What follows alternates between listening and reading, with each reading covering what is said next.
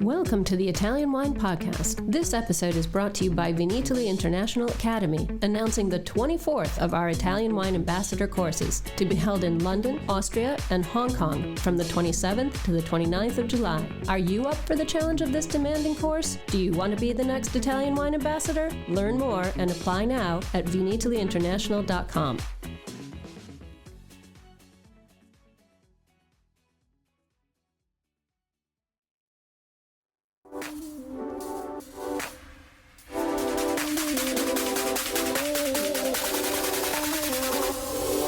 Welcome to another episode of On the Road Edition, hosted by Stevie Kim. Today, she is talking with Camilla Rossi-Chauvenet at her winery Masseria Cuturi, located in Manduria, Puglia. The estate is massive, and so are Camilla's aspirations for the future. Stay tuned as they talk about the traditions, food, wine, and the running of this amazing southern Italian property.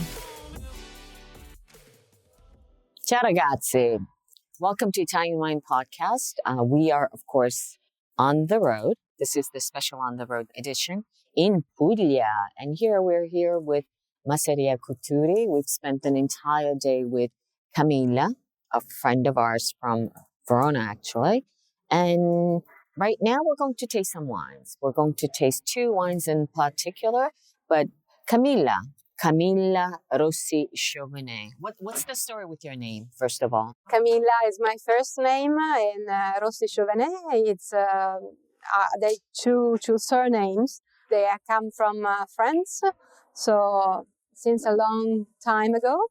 And so your family's origin is from France? Yes, even if nobody's speaking French except me, because I've spent some times there. It's really difficult to spell it every day. I have to spell it in some occasions, but it's my name. So Camilla, tell us a little bit about your wines from Masseria Cuturi. How many wines are there? How many labels? We produce 6 labels, so 6 different wines, 4 IGT and 2 DOC. The 4 IGT are mainly the Fiano Minutolo, Negramaro Rosé and Red, and Primitivo. And then we also have other 2 DOC, Primitivo, both of them, Hydro and Monte Diavoli, the ones that we are having now. And why are your 4 wines IGT and not DOC? I decided to produce 4 IGT to be much more free, to valorize the variety themselves, and then to valorize the DOC as well, but with the traditional method. So today we're going to try, these are new wines, right? Is that correct? Yeah. Okay, so what are we going to taste today? There are 2 wines. First of all, I see that you have this label right here. You're completely organic. Yes. All of your wines are organic. Yeah, absolutely. We are organic since 2008, so certified since we arrived here, because Masseria Cuturi has one block of 300 hectares. Crazy. And, that's huge. We saw today that it is absolutely huge.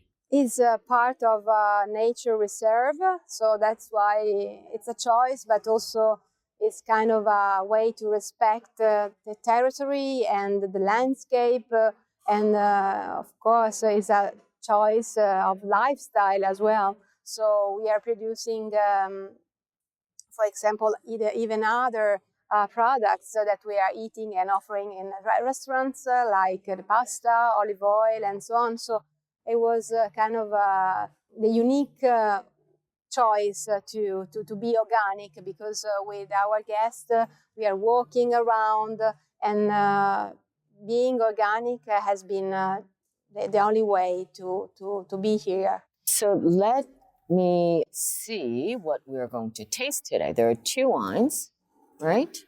Hydro.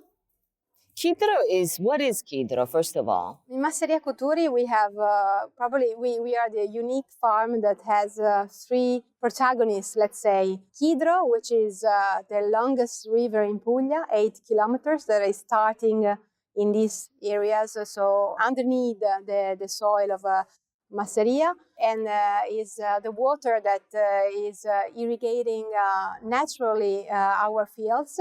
Monte Diavoli, which is the unique peak of 117 meters on the sea level.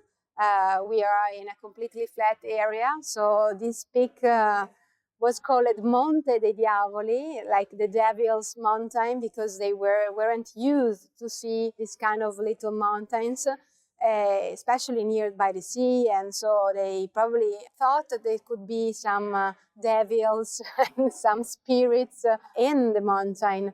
So the Messapian population, there was a settlement here. So before the Romans, these people built up a kind of a temple to preserve the fire, the special fire inside, because it was kind of a special temple. That's why it's really famous all over this area.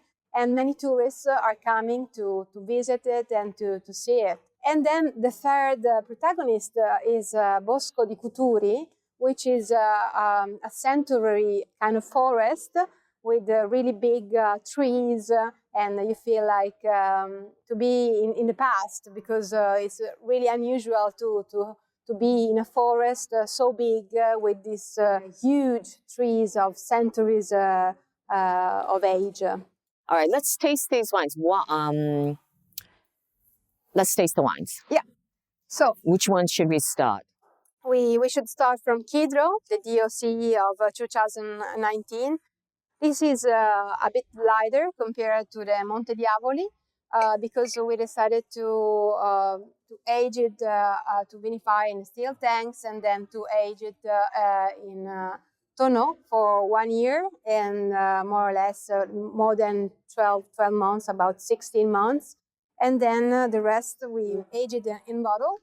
So it's a 19, and it's the first time we present it, so I'm really proud of it.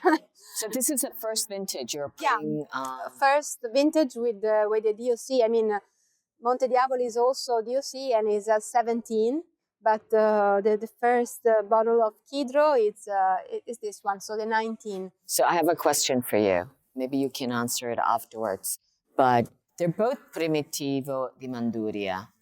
Why do they have two different names? May I say it?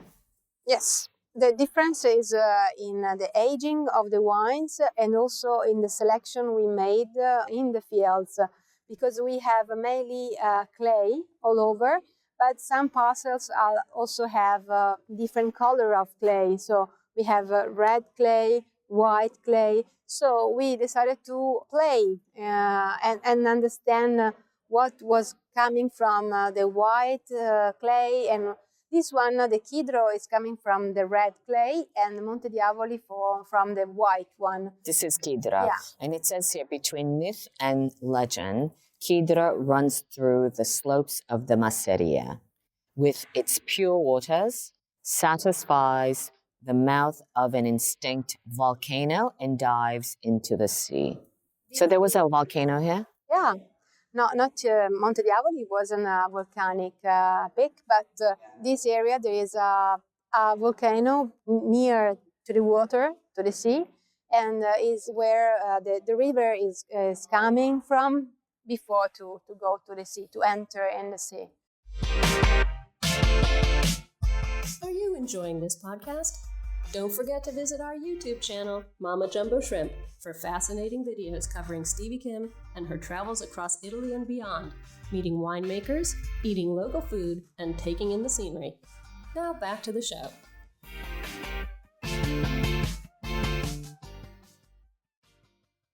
Okay, so let's taste the wines. So would you like to tell us a little bit about this wine in terms of the tasting notes? Yes, the color is quite ruby, so let's say it's a really fresh and vibrant color, and in the mouth as well. In the perfume, you would probably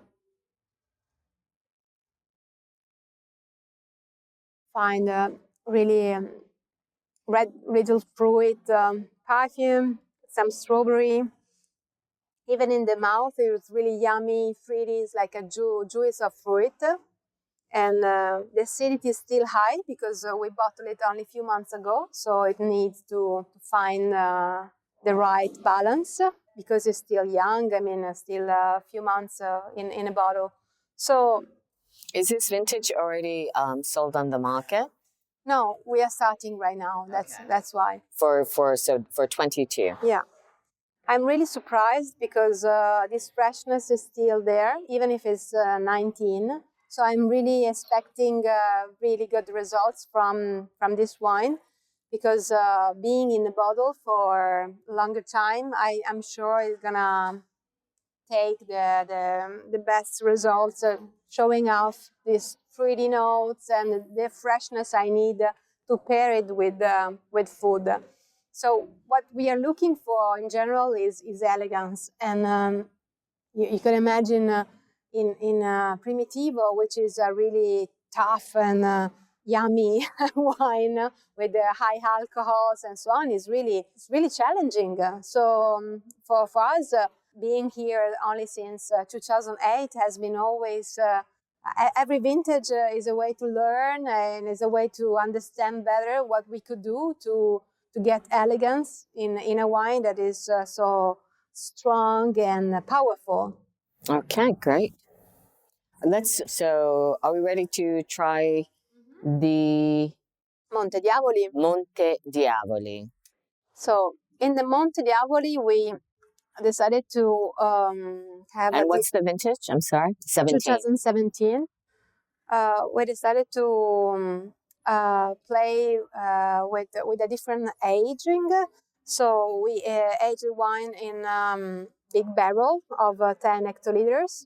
Is around 2,000 bottles, so it's a few quantity, and we decided to really trying to let the wine being dry, not too much fruity, but try to follow even the style of the soil that we found. So we understood immediately the difference between Chidro and Monte Diavoli about the difference in color of clay.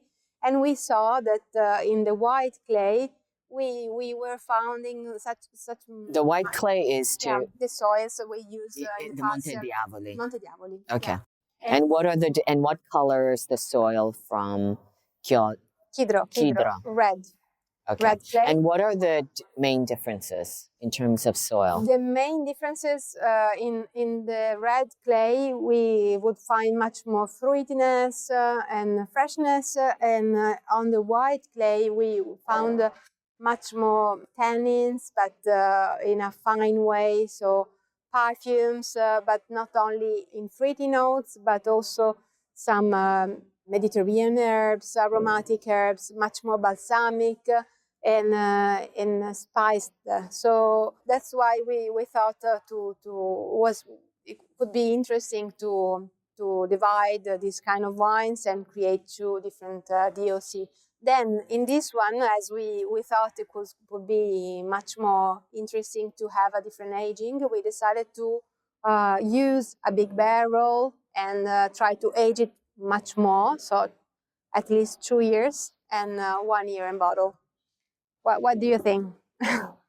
Completely different with Chidro, from Chidro. This also has more age, right? So, and it shows. It says Monte dei Diavoli has always dominated the entire estate with its 117 meters in height, so higher. Yes. Some people say that Messapi, how do you say that? Messapi kept a sacred fire there. Nice. So, and what is in terms of the production volume, what are they? Volume is about 2,000 bottles for Monte Diavoli and 8,000 bottles for Chidro. We just started producing them, so I thought probably could increase them, the number of bottles, but step by step we should first of all understand them and know them much more and introduce in the market. So it's gonna probably take much more time to increase the number of bottles, even if we are producing some other bottles, for the IGT, so we still are work in progress for them too. So what are, of course we love, Italian wine, but we love even food, of course, and Puglia is so enriched with local cuisine. What are some of your recommendations for pairing for Chidro, but also Monte Diavoli? But there are so many. I mean, here you could have many meat, food, and especially even some pasta. So I probably recommend some orecchiette with cime di rapa for Kidro, for example. So it's not really a daily wine, but could be. So probably a really tasty pasta, and especially even for vegetarians that only could pair it with this kind of food. And for Monte Diavoli, I would say something much more tasty, so capocollo or with some meat. So here Primitivo usually is paired with costolette di agnello. I don't know how to say in English. Lamb chops. Lamb chops. Thank you, Stevie. Yeah, because also this, I thought I felt a lot more alcohol, but it does have a lot more alcohol on this one, right? It's 16.5 as versus 14.5. So this definitely has more structure, more alcohol, more body. Yes. Right? So this is a little bit more. Yeah, it's our top level wine, so kind of a reserva. And so we wanted to play and test this kind of intensity and complexity. But you would find in wine not too much sugar on it. So you would find a dry wine, an elegant wine that could be paired with meat, but even with other things. So the freshness and the acidity for us is really important to pair with food. Okay, great. So I think I'm going to close here in terms of the tasting of the two wines.